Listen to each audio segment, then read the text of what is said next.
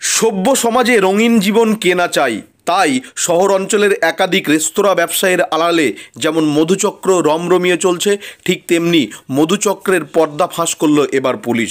শহরের বুকে অসামাজিক কার্যকলাপের অভিযোগে চাঞ্চল্য ছড়িয়ে পড়ল এলাকায়। নিউ ব্যারাকপুর পৌরসভার 18 নম্বর ওয়ার্ডে পূর্ব কোদালিয়া স্পোর্টিং ক্লাবের সম্মুখে গীতা চ্যাটার্জি নামে এক মহিলা তার বাড়িতে রমরমিয়ে এই মধুচক্র চালাচ্ছিল। গোপন সূত্রে খবর পেয়ে মঙ্গলবার বেলা 4টে নাগাদ ব্যারাকপুর পুলিশ কমিশনার ও নিউ ব্যারাকপুর থানাকে নিয়ে যৌথ অভিযান চালাই ওই বাড়িতে। যে বাড়িতে মধুচক্র চলছিল সেই বাড়িটি ঘিরে ফেলে বিশাল পুলিশ বাহিনী। অভিযুক্ত গীতা চ্যাটার্জি সহ আরও 3 জন মহিলাকে আটক করে থানায় নিয়ে যাওয়া হয় জিজ্ঞাসাবাদের জন্য।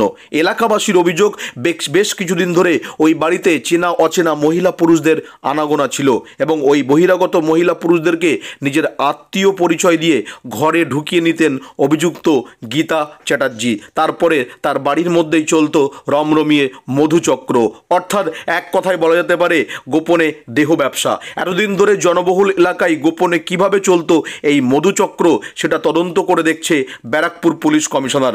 ঘটনার জেরে চাঞ্চল্য ছড়িয়ে পড়ে এলাকায়। হ্যাঁ, আমার বাড়ির পাশে ঘটনাটা ঘটেছে, কিন্তু আমি দেখলাম যে 2-3 জন লোক মানে ওনার বাড়িতে ঢুকলো, যেটা রেগুলারই ওনার বাড়িতে 2-1 করে লোক আসে। তো আমরা ভাবি যে উনি বলেন যে ওনার এটা আত্মীয় স্বজন, সেই জন্য আমরা চুপচাপই থাকি। তো আজকে দেখলাম যে 2-3 জন লোক ঢুকলো এবং তারপরে প্রায় 3-4 জন মতন মহিলাও ঢুকলো। কিন্তু তারপরে দেখলাম খানিকক্ষণ পরে 2-3 গাড়ি পুলিশ আসলো এবং পুলিশরা তাদের বাড়ি ওনার ঘরে ঢুকলো। তারপরে দেখলাম বাড়িটাকে তালা বন্ধ করে ওনাকে শুধু নিয়ে গেল। কজন নিয়ে গেল?